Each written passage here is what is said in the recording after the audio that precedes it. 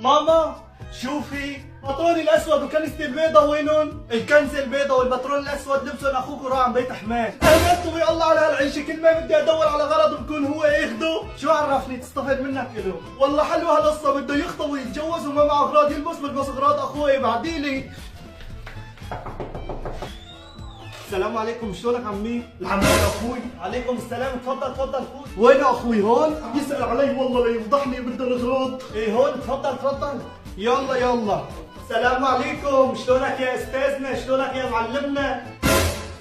اغراضي ليش لبسهم؟ بربك يا عمي هذا منطق، كل ما بدي اشتري اغراض بكون لبسهم قبل ما البسهم. والله يا ابني نحن لما كنا قدكم شباب كنا نلبس من بعض عادي. ايه شجعوا شجعوا كمان، اذا كان يفكر يشلح وما بيشلح ونطلع علي هالمره كرمال عمك عرفت لك اياهم، بس ثاني مره اذا بتلبسهم رح سوي لك فضيحه بالحاره يا زلمه. خلص بدي اروح على البيت، روح على البيت. السلام عليكم. لك المطرف